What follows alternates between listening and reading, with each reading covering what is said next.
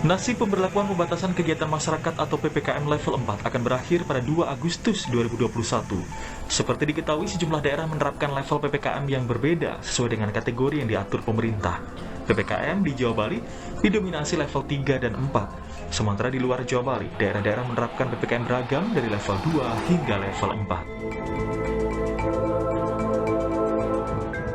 Pemerintah sempat menargetkan kasus turun hingga di bawah 10.000. Namun beberapa pekan menerapkan PPKM darurat, kasus COVID-19 di Indonesia masih terbilang cukup tinggi dan fluktuatif.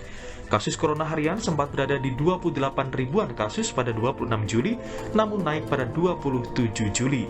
Sementara itu, angka kematian akibat COVID-19 di Indonesia sejak 26 Juli selalu berada di atas angka 1.400 kematian. Bahkan, rekor kematian terjadi pada masa perpanjangan ini hingga menembus 2 ribuan kematian.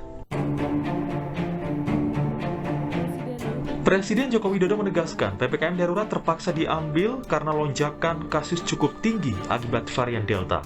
Dan kini kasus sudah mulai turun bertahap sebagai dampak PPKM darurat yang diterapkan. Alhamdulillah sekarang paling tidak bisa kita rem. Meskipun turunnya pelan-pelan tapi bisa kita rem.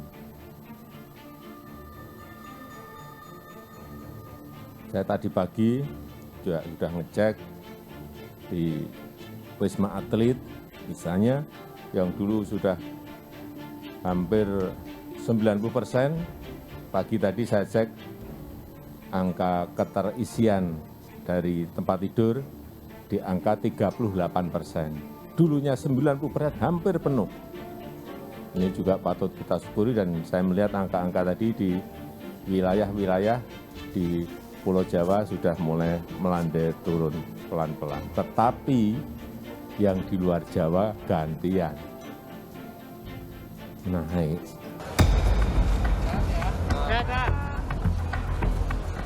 Pernyataan senada juga disampaikan Gubernur DKI Jakarta Anies Baswedan. Menurutnya, saat ini kasus aktif di ibu kota turun menjadi 17.000. Kasus baru turun. Kalau kasus baru turun artinya penularan dalam 2 minggu terakhir menurun sekali. Tanggal 16 Juli di Jakarta ada 113.000 kasus.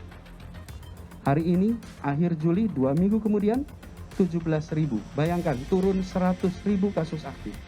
Ini bukti konkret bahwa pembatasan mobilitas yang dikerjakan kemarin efektif. Epidemiolog Universitas Indonesia, Tri Yunis Miko menilai turunnya keterisian tempat tidur atau BOR di Jawa dan Bali perlu dihitung ulang oleh tim Satgas COVID-19. Karena masih banyak pasien COVID-19 yang dirawat di rumah sakit darurat atau isolasi mandiri. Seharusnya menggunakan indikator lain, karena di situ ada rumah sakit darurat di Jawa Timur, kemudian di Jawa Tengah juga beberapa dipasang atau dibangun rumah sakit darurat. Seperti di Jakarta ada rumah sakit haji, kemudian ada rumah sakit yang dijadikan rumah sakit seperti Wisma Atlet.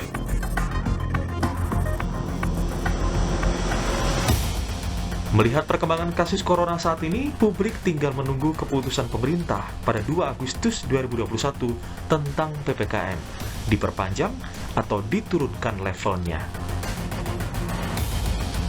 Tim Liputan, Kompas TV.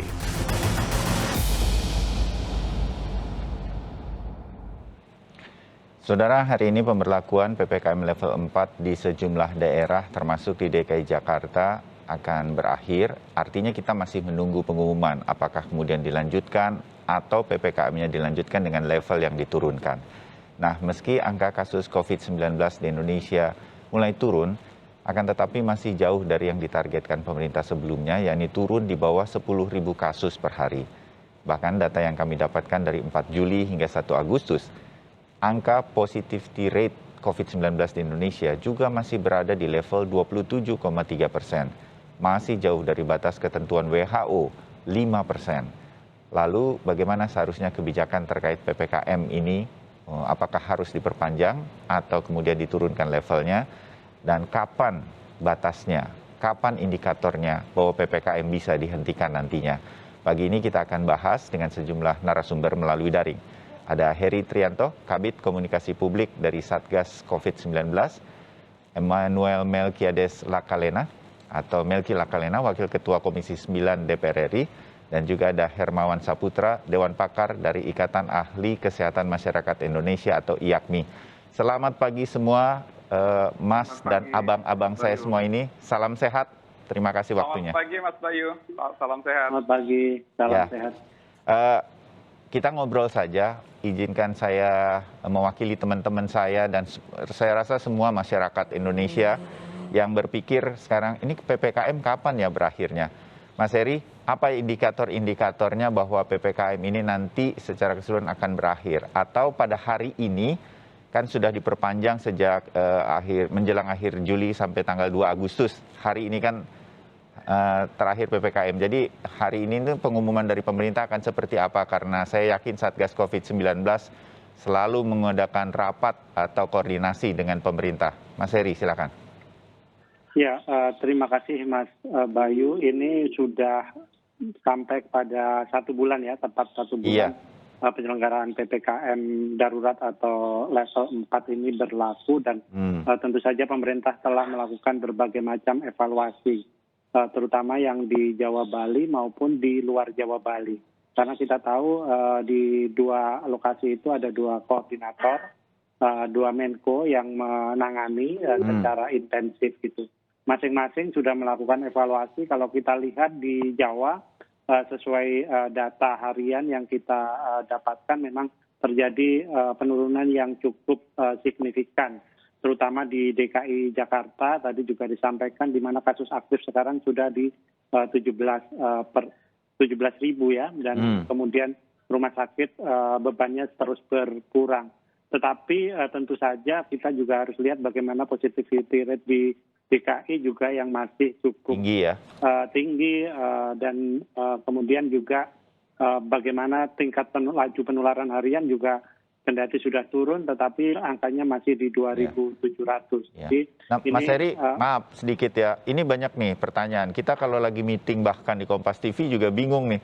Ini kalau kayak begini, acuan mana sih yang dipakai, yang lebih dipakai begitu untuk kemudian mempertimbangkan situasi PPKM, Mas Heri? Ya, ada banyak indikator ya dari penentuan itu dari level 1, level 4 kita mengacu pada ketentuan WHO dan ini terkait dengan jumlah penularan, kemudian juga tingkat kematian per sekian jumlah penduduk, kemudian ketersediaan fasilitas kesehatan. Nah, indikator-indikator ini ada 1 sampai 4, di mana jika salah satu dari indikator tersebut masih di 4, akan sulit sekali untuk kemudian diturunkan ke level 3 PPKM-nya. Jadi ini yang memang menjadi pemerintah sangat berhati-hati karena memang benar sekali aja kita lengah nanti terjadi lagi kenaikan kasusnya. Kemudian yang kedua, Mas Bayu, juga harus dilihat bagaimana tren atau eskalasi peningkatan kasus di luar Jawa Bali. Ini juga menjadi sebuah keprihatinan. Tadi Presiden bilang Jawa Bali turun, di luar Jawa Bali naik. Kan itu juga jadi pertimbangan, begitu Mas Heri ya? Iya betul. Jadi seperti terjadi pingpong kasus gitu ya, kenaikan ya. Kalau dari jumlahnya memang di Jawa masih cukup dominan. Dulu sempat Jawa Bali itu 75, sekarang mungkin sudah di bawah 50%. Tetapi kita juga harus perhatikan bagaimana di luar Jawa ini kapasitas perawatannya juga tentu sangat berbeda dengan di Jawa. Kemudian ketersediaan infrastrukturnya, dan tentu saja yang penting ini bagaimana memastikan bahwa 21 provinsi di luar Jawa ini sebenarnya juga telah menerapkan PPKM mikro ya, berdasarkan kabupaten kotanya. PPKM level 4 maksud saya. Dan di sana juga harusnya juga dilakukan penegakan hukum yang cukup ketat, pembatasan yang cukup ketat sampai kemudian didapatkan hasil yang signifikan seperti itu. Ini di beberapa tempat di Jawa juga perlu dilihat juga, seperti di Jogja dan di Jawa Barat itu kasus aktifnya cukup tinggi, pasien yang dirawat di rumah pun juga masih relatif tinggi. Ini kita terlihat dari angka kematian yang juga masih di atas 1.000. Tentu ini menjadi perhatian kita semua, Mas Bayu. Ya, oke, Mas Heri, terbayang. Jadi tidak hanya satu faktor dari tingkat keterisian rumah sakit, kasus menurun. Ada apa lagi yang harus dilihat, apa yang harus dilihat. Kalau semuanya indikator ini menurun, bisa jadi ini sudah bisa akan ada pelonggaran-pelonggaran. Tapi kalau masih ada yang masih tinggi, tingkat kematian misalnya masih tinggi, rasanya ini akan menjadi perhatian untuk tetap terus meneruskan PPKM pada level tersiaga atau paling waspada. Itu bayangan saya dari keterangan Mas Heri. Saya ke Mas Hermawan dulu sebelum ke Bang Melki. Mas Hermawan, apakah dengan demikian, ini kan agak beda ya Mas Hermawan, koreksi saya nih, waktu kita terus mengikuti dan kita berpartisipasi untuk PSBB waktu itu, begitu semua menurun, kasus menurun, rumah sakit juga keterisian menurun, ya tingkat kematian juga menurun, semuanya menurun gitu. Jadi enak kita begitu. Nah kalau PPKM ini kita sudah ketat di sini, ketat di situ, mulai dari PPKM darurat, tapi yang menurunnya itu dia nggak barengan gitu. Nah ini kan jadi kondisi yang tertentu dan apakah kemudian PPKM mulai darurat sampai yang level 4, terutama di DKI Jakarta misalnya sebagai contoh, ini jadi efektif atau bisa kita teruskan tapi seperti apa atau bagaimana Mas Hermawan? Baik. Jadi Mas Bayu, kita sudah sering diskusikan ya di Kompas TV bahwa pendekatan PPKM itu memang pendekatan pengetatan secara spasial. Nah, jadi memang terkesan parsial. Jadi kesan parsial ini karena akan menggeser zona dari sebelumnya zona merah misalnya menjadi zona kuning atau zona hijau. Tetapi yang zona hijau atau zona kuning ketika tidak diintervensi dengan PPKM, itu ada dalam risiko kenaikan. Itu juga yang terjadi di dalam Pulau Jawa, apalagi di luar Pulau Jawa. Makanya tren kenaikan di luar Pulau Jawa ini kan meninggi saat-saat belakangan. Dan ini kan predictable, kita sudah mendiskusikan itu dan membahasnya. Nah, jadi karena pendekatan PPKM yang sifatnya spasial, khusus wilayah ibu kota, itu akan menjadi rumit memang karena sebenarnya kalau kita lihat ya Jakarta itu tidak pernah betul-betul tidak ada kebijakan. Selalu ada kebijakan sejak PSBB pertama kali, kemudian berperiode-periode PSBB transisi, kemudian menjelma menjadi PPKM mikro, PPKM yang dipertegas, dipertebal, darurat, sekarang level 4. Jadi DKI Jakarta nggak pernah keluar dari kebijakan pengetatan. Tetapi juga DKI Jakarta tidak sepenuhnya mampu mengendalikan COVID secara betul-betul. Karena apa? Karena DKI kita ini adalah ibu kota dari semua urusan. Ibu kota pemerintahan, ibu kota bisnis, informasi, dagangan, pendidikan, semuanya. Jadi akan menjadi simpul. Jadi DKI yang tadinya menjadi epicentrum, DKI juga akan menjadi Indonesia success maker untuk kontrol COVID-19.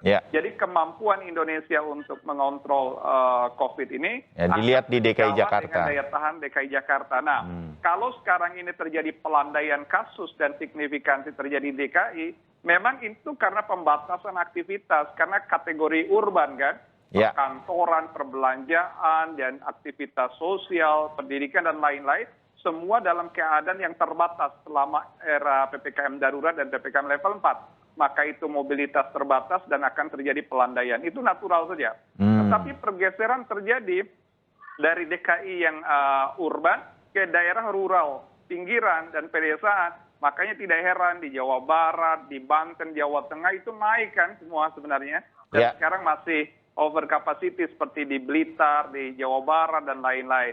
Nah, hal ini tentu saja kita harus mengkaji bahwa di masa datang, Indonesia kemungkinan tidak akan 34 provinsi dan 514 kabupaten kota keluar dari pandemi itu secara serentak. Nah ini menjadi, dan ketika Indonesia tidak mampu keluar secara serentak dari pandemi atau tidak mampu mengendalikan secara kompak, pastilah DKI yang akan menjadi titik tumpu yang harus punya health system resilience atau sistem kesehatan yang punya daya tahan yang baik. Dan memang kita harus fokus dengan DKI Jakarta, oleh karena itu DKI tidak bisa cepat-cepat berpuas diri dengan capaian yang ada, sekaligus tetap waspada dan mengukur langkah-langkah agar betul-betul terukur dan sistematis. Nah, ini yang harus dilakukan oleh DKI sebagai ibu kota.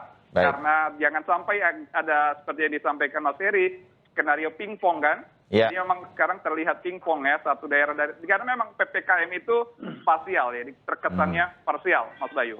Ya, sesuai dengan kebutuhan daerahnya, apa yang kemudian diterapkan di sana berbeda pasti dengan daerah-daerah yang misalnya zonanya merah dan lain-lain. Terbayang sekarang, Mas Hermawan.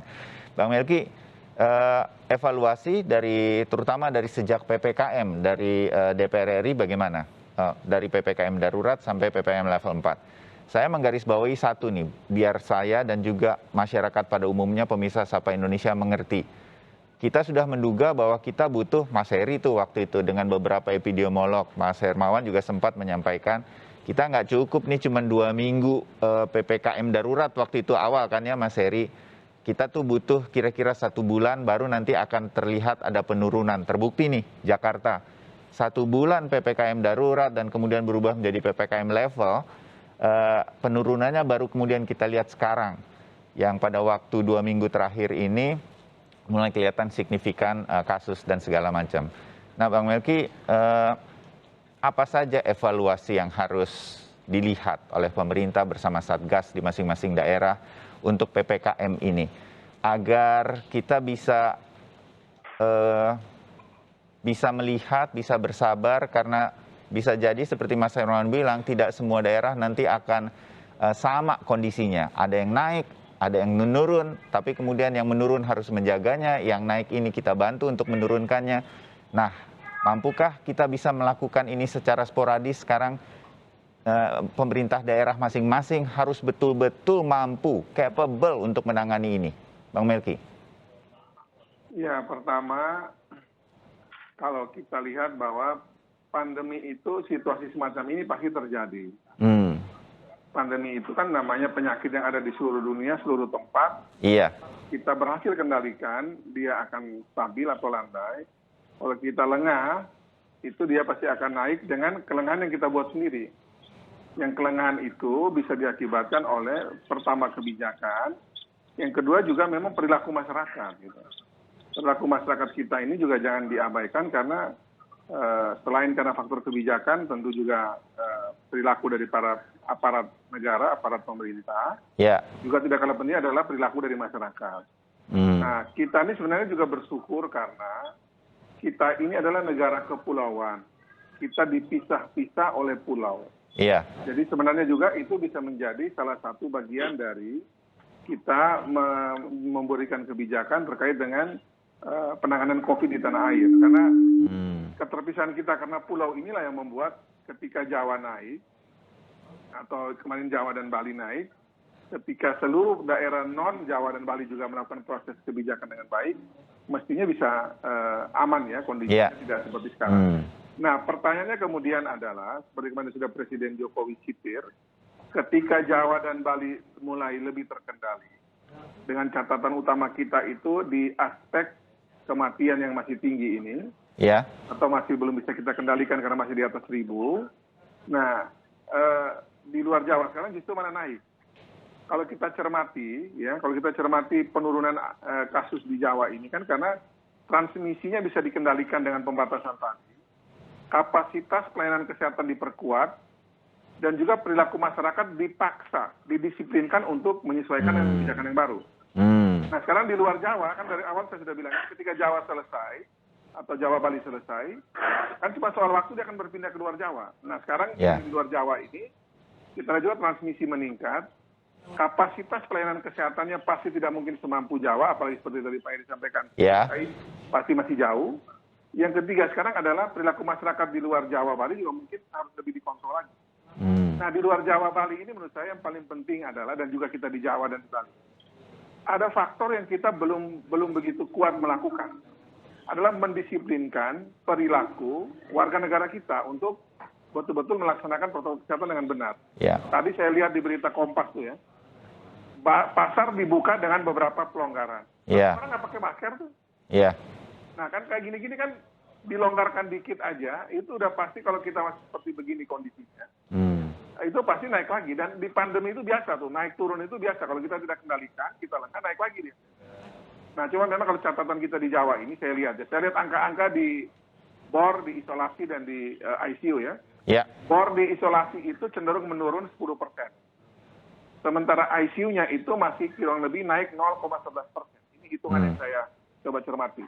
Ya, memang angka kematian kita ini masih belum bisa kita pastikan menurun karena yang di BOR di ICU itu masih relatif stabil, bahkan cenderung naik 0,11%. Nah, di titik inilah kemudian kematian banyak, belum lagi yang kita tidak bisa pantau dengan cermat itu di isolasi mandiri atau isolasi terpusat. Jadi masih banyak PR kita ke depan nih, Mas Bayu. Ya. Oke, nah PR-PR ini yang mungkin harus terus dilaksanakan, diperbaiki selama PPKM ini masih akan ada terus di sekitar kita dan kita masih akan mendengar. Saya setuju sama Bang Melki, usai mudik lebaran, ketika kemudian kita mendapatkan gelombang kedua dari penyebaran COVID-19 di Indonesia, tingkat kematian kita bukan main. Kita mencapai rekor beberapa kali untuk kematian perharinya. Nah, sementara hari ini di halaman Metropolitan Harian Kompas, Pemprov DKI, Mas Heri, Mas Hermawan, Bang Melki, ini tampaknya sudah bersiap dengan pelonggaran-pelonggaran karena ada penurunan kasus dan lain-lain. Padahal itu hanya beberapa kondisi ya Mas Heri ya. Nah, apakah pelonggaran ini sudah dilakukan sekarang atau tetap dengan pengetatan? Di sisi lain, masyarakat secara psikis ada kebosanan, kita mengerti itu. Ekonomi harus segera berjalan. Seperti apa kemudian PPKM ini jika dilanjutkan untuk tetap menggerakkan masyarakat pada pola-pola tetap disiplin dan ekonomi bisa juga sedikitlah paling tidak tetap berputar. Kita akan bicara itu usai jeda. Tetap bersama kami di Sapa Indonesia Pagi. Masih berdialog soal kapan PPKM ini akan selesai. Mungkin ini pertanyaan bagi banyak orang di seluruh Indonesia yang sekarang sedang mengalami PPKM dengan level masing-masing di pemerintahan daerah masing-masing. Masih ada Mas Heri Trianto, Kabid Komunikasi Publik Satgas COVID-19. Masih ada Bang Melki Lakalena dari Komisi 9 DPR RI dan Mas Hermawan Saputra, Dewan Pakar dari Ikatan Ahli Kesehatan Masyarakat Indonesia. Mas Heri, kalau ada yang sudah kira-kira nih bersiap untuk pelonggaran, sebenarnya kalau melihat situasi yang Mas Heri gambarkan, Mas Hermawan gambarkan, Bang Melki juga gambarkan, apakah pelonggaran-pelonggaran ini sudah diperlukan sekarang atau kita tetap misalnya ya masing-masing daerah walaupun sudah ada penurunan kasus di DKI Jakarta, saya jadikan contoh lah DKI Jakarta, kita stay di level 4. Harapan Satgas COVID-19 untuk penanganan ini seperti apa sebetulnya, Mas Heri? Iya, evaluasi sudah dilakukan sebenarnya dan mudah-mudahan hari ini juga diumumkan mengenai perpanjangan atau tidaknya ya, Mas Bayu. Tetapi rasanya semua orang, bahkan pemerintah atau semua pihak juga ingin situasi PPKM level 4 ini dilonggarkan tentu saja karena memang secara perekonomian memukul begitu dalam dan seperti disampaikan juga dalam realitas media begitu banyak masyarakat yang menderita karenanya. Tetapi tentu saja kita juga harus perlu bersabar dan berkorban dan tentu saja juga sangat realistis dengan kondisi pandemi saat ini sehingga keputusan-keputusan yang kita ambil ini dalam koridor yang terukur dan kemudian dengan tujuan-tujuan jangka pendek atau masa depan yang lebih jelas. Mudah-mudahan hari ini akan diumumkan secara langsung oleh Presiden mengenai PPKM ini dan tentu saja karena memang levelnya itu per daerah itu bisa berbeda-beda Mas Bayu, tentu saja ada daerah yang naik, ada daerah yang turun. Itu saya rasa wajar. Tetapi kalaupun dari level 3 dan level 4 itu sebenarnya pembatasannya hampir mirip-mirip gitu kan.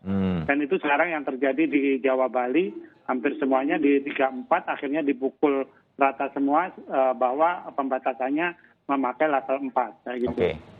Tentu saja ada beberapa hal yang harus kita persiapkan juga. Seperti tadi dikatakan Pak Hermawan bahwa kita perlu terus-menerus meningkatkan 3T-nya ya, terutama kontak eratnya, kemudian dilanjutkan dengan testing. Kemudian di tingkat hulu, kalau kemudian kita mengadaptasi kebiasaan baru, tadi seperti yang ide dari Pemprov DKI untuk mewajibkan semua pengunjung tempat-tempat keramaian mereka sudah memakai masker, saya rasa itu juga hitungan yang cukup realistis mengingat sebagian besar masyarakat Jakarta atau warga Jakarta saat ini sudah divaksin. Jadi ini beberapa hal yang untuk kemudian memitigasi agar jika pelonggaran terjadi kita tidak terpaksa harus kembali ke titik nol lagi, terjadi kenaikan serupa lagi seperti sebelum pembatasan yang secara ekonomi ini sangat melukai masyarakat. Ya, jadi saya bisa kalau boleh menebak nih, mengorek-ngorek sedikit dari Mas Heri, ini akan ada perpanjangan, tapi masing-masing daerah melihat situasinya, boleh ada yang dilonggarkan beberapa hal, tapi mungkin justru ada yang dinaikkan karena situasinya naik. Kira-kira begitu ya, Mas Heri ya, pengumuman hari ini nanti nih ya. Iya, kita tunggu saja, Mas. Oke, ya. Bang Melki, dengan situasi-situasi sekarang, Bansos sudah mulai diturunkan. Ada hal-hal yang kemudian bisa dikawal oleh DPR RI, Bang Melki, untuk Bansos. Nggak apa-apa lah Bansosnya ada masalah, itu udah biasa lah di Indonesia, kita anggap saja begitu. Tapi ini bisa dikawal agar bisa lebih cepat lagi, sehingga kemudian kalau masyarakat yang terutama menengah ke bawah, sektor informal ekonominya belum bisa bergerak sama sekali, mereka bisa terbantu. Nah ini kan juga masalah, bagaimana Komisi 9 terutama bersama komisi yang lain bisa terus mengawasi soal-soal berkaitan dengan bantuan-bantuan ekonomi untuk masyarakat menengah ke bawah ini. Bang Melki. Ya, kalau kami di Komisi 9 memang fokusnya di aspek kesehatan. Tapi di DPR RI itu kami membuat Satgas lawan COVID-19. Antar komisi kan ya? Antar komisi yang dipimpin oleh Pak Dasko ya. Jadi Pak Dasko memimpin Satgas tersebut dan kami terus bergerak ya. Kemarin kami ke Kimia Farma, kemarin kami ke Pasar Tanah Abang melihat vaksinasi, nanti besok kami ke Tanjung Priok untuk melihat perkembangan penanganan COVID di jalur bea cukai. Terkait dengan Mas Bayu tadi begini, aspek kesehatan, aspek ekonomi dan sosial ini kan menjadi 3 komponen utama dalam penanganan COVID di tanah air dan sampai ke tingkat bawah. Nah, dalam penanganan ini memang yang utama tetap kesehatan.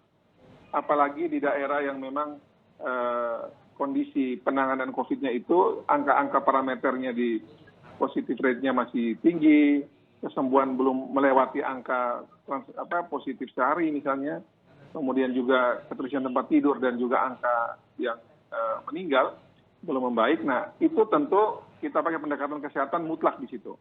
Tapi ketika sudah mulai ada progres yang baik di aspek kesehatan, sebagaimana halnya tadi kita lihat di DKI dan beberapa daerah di Jawa ini, dan juga di luar Jawa yang sebagian juga masih kondisinya masih bagus ya. Tentu di situ aspek sosial ekonomi juga masih kita gerakin. Ya.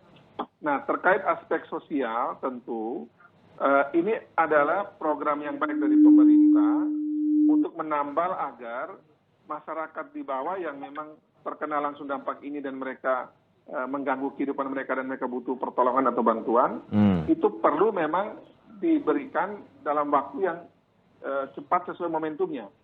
Karena jangan sampai ada masyarakat sekitar kita di bawah yang karena memang dia coba mengikuti dan taat menyesuaikan dengan PPKM ini, kemudian tidak terbantu untuk urusan kesehariannya. Nah ini tentu membutuhkan, sekali lagi membutuhkan, saya selalu mengatakan begini, ini mesti 2 hal ya, membutuhkan data akurat yang diberikan kepada pemerintah, yang bersangkutan juga dibantu. Yang kedua yang tidak boleh hilang itu adalah tolong-menolong yang menjadi karakter dan kekhasan bangsa ini itu nggak boleh hilang. Contoh Mas Bayu, ini contoh ya. Saya itu sekarang membuat rencananya 10.000 posko di NTT.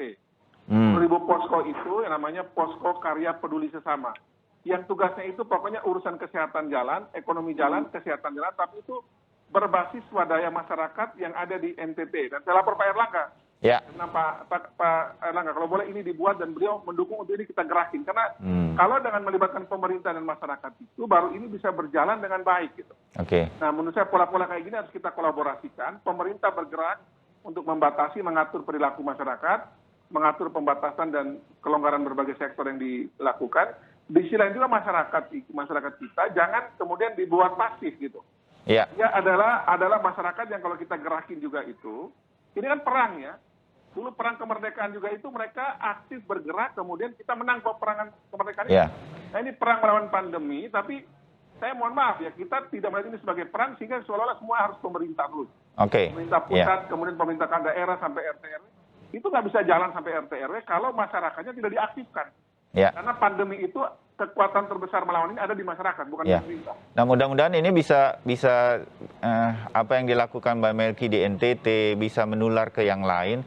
Karena Harian Kompas hari ini di halaman pertama bahkan sudah mengatakan bahwa kita harus waspada mulai untuk pandemi ya COVID-19, Bang Melki, ke pedesaan-pedesaan ini sudah mulai di sana. Di mana makin remote lagi, makin kurang lagi fasilitas kesehatan, fasilitas obat-obatan di sana. Terbayang apa yang digambarkan oleh Anda, ini betul-betul peran serta masyarakat di sana. Tapi ini kan harus juga jadi kebijakan begitu. Nah ini yang mudah-mudahan bisa disampaikan ya oleh terutama Komisi 9 nanti kepada pemerintah ke daerah-daerah di luar Jakarta, di luar Jawa dan Bali terutama, Bang Melki. Betul, jadi kalau kami sendiri, Mas Bayu, dari semenjak ketika Jawa dan Bali ini naik, kami tidak lagi sekedar bicara Jawa dan Bali harus dipersiapkan menghadapi gelombang Delta ini. Ya. Tapi syarat itu kami dari semenjak 3 Juli ya, itu sudah melihat bahwa memang kan ini soal hal yang biasa saja. Ketika kita melihat bahwa kurvanya itu satu daerah naik, cuma soal waktu bahwa daerah lain pasti akan nanti naik kan. Nah, tentu dan situasi yang berbeda ini antara Jawa dan Bali dengan di luar Jawa dan Bali itu kondisinya tentu berbeda. Dari segi tadi itu saya bilang transmisinya mungkin lebih cepat di Jawa dan Bali karena daerahnya padat, transmisinya ya. Tapi pelayanan kesehatannya itu dipastikan Jawa dan Bali pasti jauh lebih bagus. Iya pasti. Dibanding luar Jawa Bali. Tapi transmisinya dia tentu lebih cepat dibanding di luar Jawa Bali. Karena manusia lebih padat di sini kan. Betul. Tapi saat yang sama juga kalau perilaku masyarakat, nah ini 11-12 ini. Di Jawa Bali sama di luar Jawa Bali sama aja. Kita punya perilaku masyarakat kita ini. Belum bisa dididik, didisiplinkan untuk berbuat itu. Ini bukan soal yang lain, soal Anda sebenarnya. Kalau Anda tidak disiplin, Anda kena. Dan ketika Anda kena itu bisa nularin ke tetangga, ke keluarga, ke teman dekat, dan itu berpotensi. Membuat disiplin kayak kita lihat di luar negeri itu susah. Nah, tapi kan pertanyaannya gini Mas Bayu. Orang kalau ke Singapura, dia tidak mau meludah sembarangan. Tapi di tanah air, orang bisa meludah sembarangan. Nah, ini membuat kayak begitu tuh, itu pekerjaan sama kita. Setuju. Nah, ini yang kemudian harus kita jadikan habit kita menghadapi pandemi. Setuju Bang Melki, dan mudah-mudahan ini terus menjadi himbauan kita, tidak boleh bosan untuk kemudian membuat disiplin terhadap protokol kesehatan adalah bagian dari kehidupan kita. Bang Melki nanti lanjutkan lagi, saya sebelum ke Mas Heri berkaitan dengan penyebaran yang meningkat di luar Jawa Bali ya, Satgas dan pemerintah pusat sudah bersiap apa. Mas Hermawan dulu deh, Mas Hermawan, kalau dengar dari Mas Heri dan kemudian melihat situasinya dalam bayangan saya, PPKM ini tampaknya saya mengatakan ini sebagai bagian dari persiapan diri saya dan juga mungkin seluruh masyarakat begitu. PPKM ini tidak akan berakhir 2 Agustus. Kita masih memerlukan PPKM ini untuk beberapa waktu ke depan. Begitukah Mas Hermawan? Dan kalau iya gitu, PPKM ini menurut Mas Hermawan sebaiknya sampai kapan? Apakah sepanjang Agustus ini terus kita kontrol dengan PPKM, mungkin daerah yang mulai turun ada pelonggaran, tapi kalau ada yang naik, segera naikkan lagi.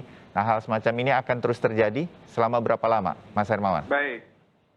Periode 3 Juli hingga sekarang akhir Juli dan masuk di awal Agustus, kita ingin melihat betul apakah PPKM yang diterapkan, baik darurat maupun level 4 itu efektif untuk melandaikan kurva dari penularan COVID ini. Itu kelihatannya terjadi, walaupun tidak signifikan karena angka-angka epidemiologi sangat tinggi dan masih cukup tinggi sekali.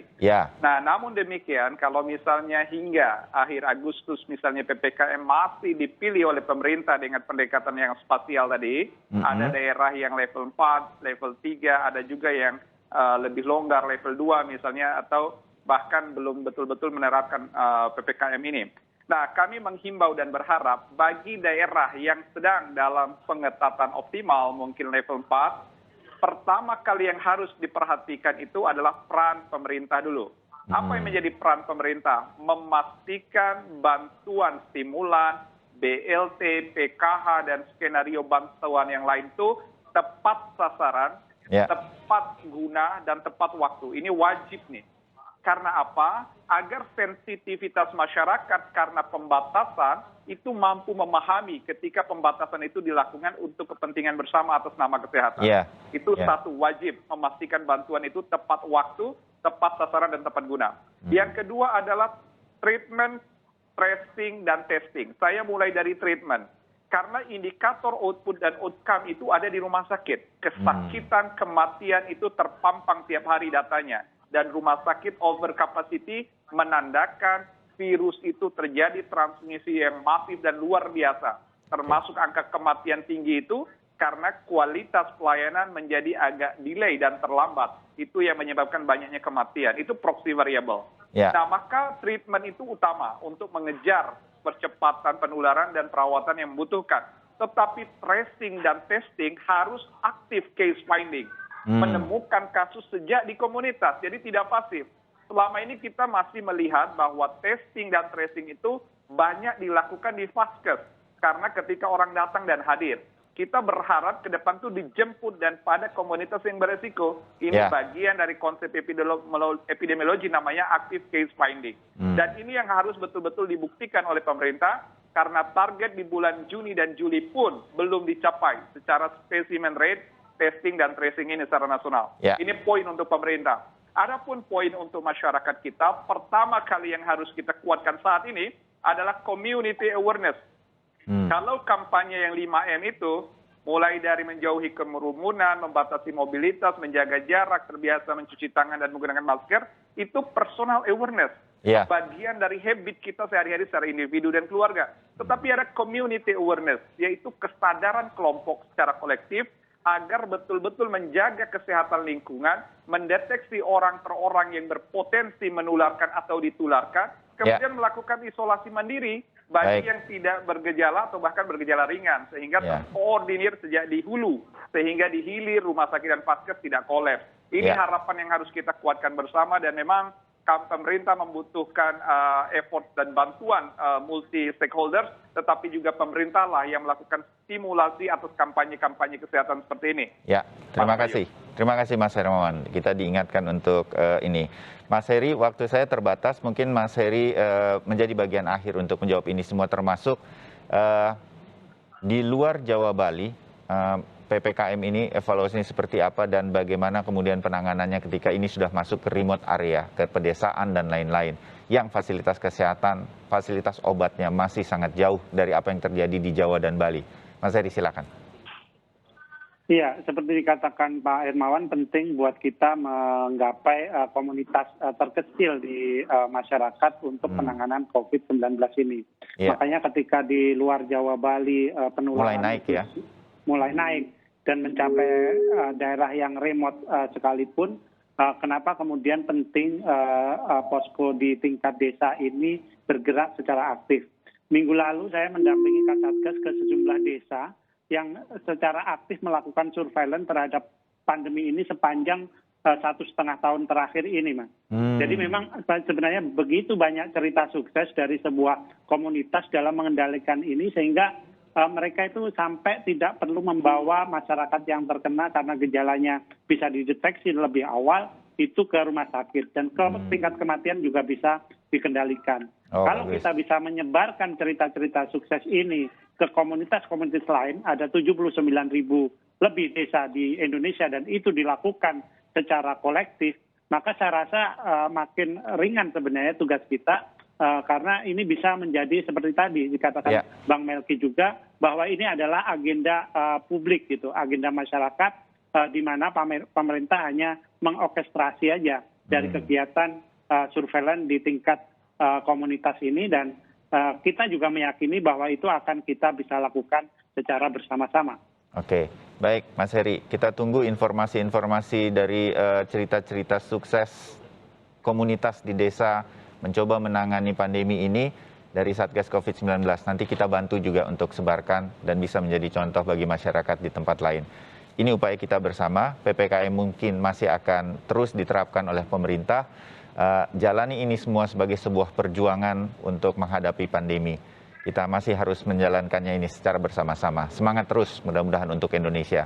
Bang Melki, terima kasih. Mas Heri, terima kasih. Mas Herman, terima kasih untuk wawasannya bagi kita semua. Terima kasih Mas Bayu. Terima kasih. Selamat pagi. Selamat pagi, salam sehat semua ya. Salam sehat semua.